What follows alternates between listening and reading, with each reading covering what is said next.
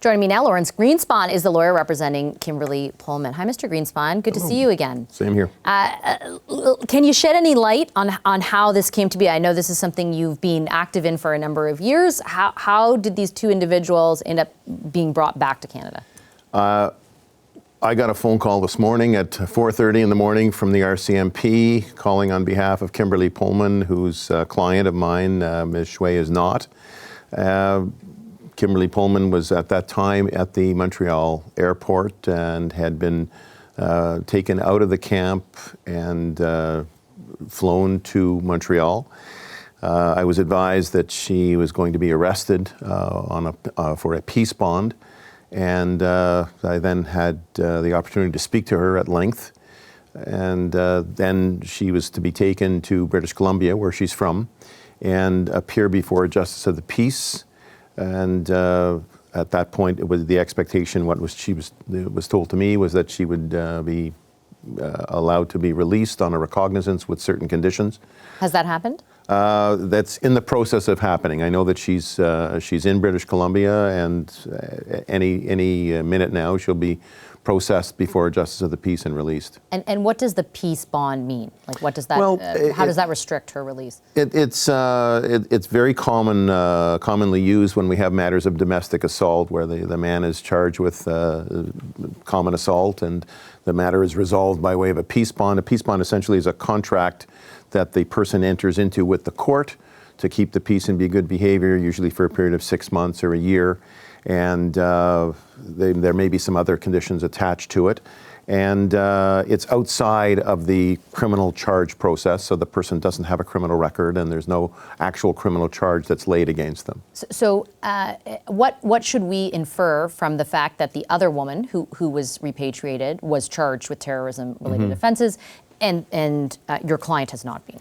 Well, the only thing that I can surmise from that is that they must have some evidence upon which they have laid these charges, and believe that they can pursue these criminal charges against Ms. Shui, and they don't have similar type of evidence against Kimberly Pullman. And I imagine you're limited in what you can say about your client in the circumstances. But I think a lot of Canadians who hear this story will think, hey, they went over to sympathize, to fight, whatever it ends up being with ISIS. Why are we under any obligation to bring them back? And why would the government go to that effort at all? Your response to those questions, I think, are pretty normal to have. Yeah, it's the most common thing that we're confronted with is, they went over there voluntarily. Why should we care? Why should we, Well, the answer is you should care.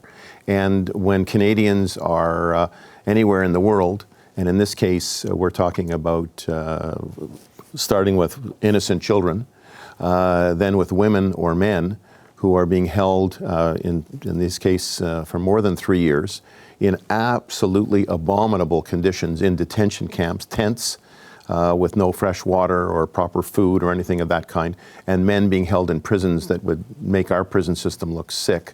They're Canadian. The men haven't been charged with anything, and there's no indication that they're going to be charged with any offenses. So, to me, it's the simple answer is it is totally contrary to human rights, the Charter of Rights and Freedoms, international covenants to which Canada has been a signatory, and it's just not Canadian to let these people rot over there. And I think there is a lot of sympathy where, of course, the kids had no say in this, right? But they did voluntarily make the decision. I'm not advocating for anyone rotting or anything like that. They did voluntarily make the decision to go over there. Yep. Is there, for example, from your client, is there a recognition that was the wrong decision to make? Well, I can't get into what she recognizes in hindsight. She should have done or shouldn't have done. But what I can say is that the people over there are desperate to come out.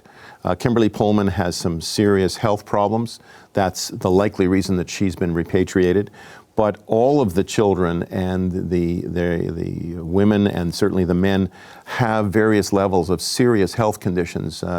Alex Bain is our person on the ground here in Canada, and she's in daily contact with many of the families and the people that are in the camps on a regular basis. they're all suffering very badly, and their health and their lives are in jeopardy. Against that, you have ANIS, the Autonomous Administration Northeastern Syria, has said to all the countries of the world, they've said, take them home. Yeah. Please come and take your nationals. And more than 20 countries have brought more than 1,000 of their nationals home. So why should Canada not bring these Canadians home? If the answer is, well, they may have been involved in ISIS and they're sympathizers and so on, we have the mechanism. The laws are such, we heard from the Prime Minister earlier today, that their laws are in place. There's a whole department in the Justice Department. Just hard to gather the evidence, is what they've said in the past. Hey, we don't let people rot in prison because we don't have evidence. What we do is we charge them if we have evidence, and if you don't have charge them, get them free. I just have a few seconds left, but I do want to contextualize for our audience. Human Rights Watch estimates that before today, roughly 4 dozen Canadian men, women, and kids, and those kids are mostly under the age of 6, are in those detention camps. You have been working on this a long time.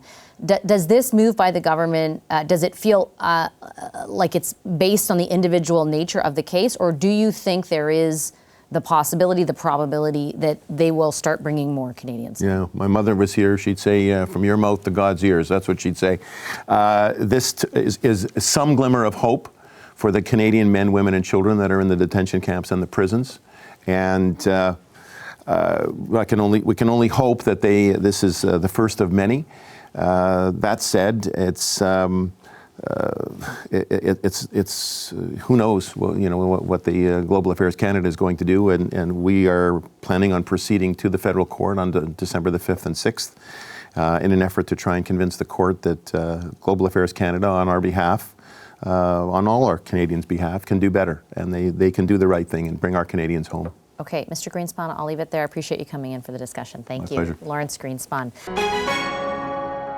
Hi, I'm Vashi Capellos, host of Power in Politics. See more of our show by subscribing to the CBC News channel or click the link for another video.